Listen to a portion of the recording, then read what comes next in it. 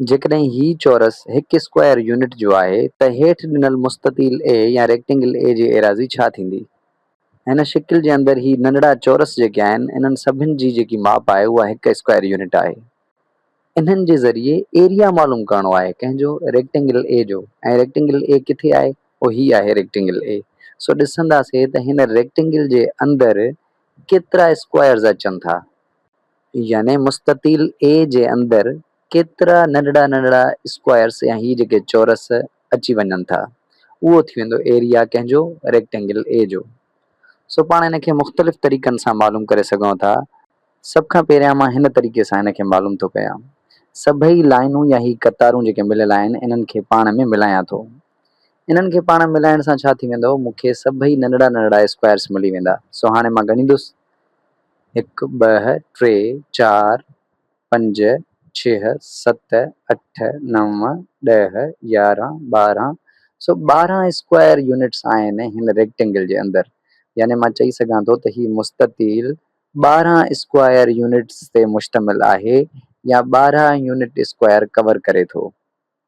जीअं मां तव्हांखे अॻु में ई ॿुधाए चुको आहियां त पाण हिन रेक्टेंगल जी एराज़ी मुख़्तलिफ़ तरीक़नि सां मालूम करे सघूं था। सो अचो त हिन तरीक़े सां था कयूंसि, जंहिंमें ही जेकी टॉप लाइन आहे या जंहिंखे पाण लेंथ चऊं था या जंहिंखे ड्रैग चऊं था, उनखे ॾिसूं था त केतिरी डिघी आहे।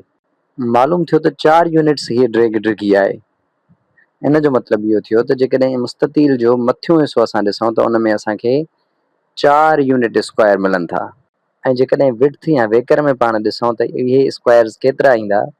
सो इहे स्क्वायर्स 1 2 3। सो मुस्ततील खे ॾिसंदासीं त 4 स्क्वायर यूनिट्स मथियां जेके ही आहिनि ऐं 4 यूनिट स्क्वायर्स विचां ऐं 4 यूनिट स्क्वायर्स हेठियां। इहे पाण खे ईअं मिली सघनि था जॾहिं 3 खे पाण 4 सां ज़रब कंदासीं, यानी विड्थ खे लेंथ सां ज़रब कंदासीं। 3 चौंक असांजो 12 ईंदो। इन जो मतिलबु इहो थियो त इन रेक्टेंगल या मुस्ततील जे अंदरि 12 स्क्वायर यूनिट्स अचनि था।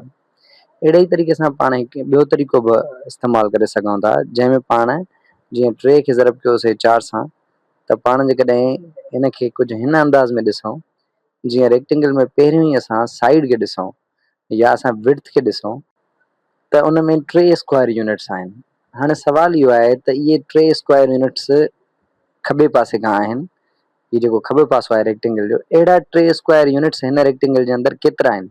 सो जेकॾहिं पाण सभई लाइनूं ड्रा कयूं त असां वटि 4 अहिड़ा 3 स्क्वायर यूनिट्स थींदा। यानी जॾहिं असां 4 खे ज़रब कंदासीं 3 सां, तॾहिं बि असांखे एराज़ी मिली वेंदी। छाकाणि त ही जेके 3 स्क्वायर यूनिट्स आहिनि, इहे अगरि असां ॾिसूं त 3 स्क्वायर यूनिट्स हिकिड़ा, हे ॿिया, हे टियां, हे चोथां, यानी 4 दफ़ा 3 स्क्वायर यूनिट्स हिन मुस्ततील जे अंदरि मौजूदु आहिनि। इन्हनि टिनी तरीक़नि मां पाण कहिड़े बि तरीक़े सां कंहिं बि रेक्टेंगल या मुस्ततील जी एराज़ी या एरिया मालूम करे सघूं था। पाण ॾिठोसीं त विड्थ खे लेंथ सां ज़रब कयोसीं तॾहिं बि 12 स्क्वायर यूनिट्स जवाबु आयो, ऐं जेकॾहिं लेंथ खे विड्थ सां ज़रब कयोसीं तॾहिं बि जवाबु असांजो 12 स्क्वायर यूनिट्स आयो। उमीद त ही मौज़ू सम्झी विया हूंदा।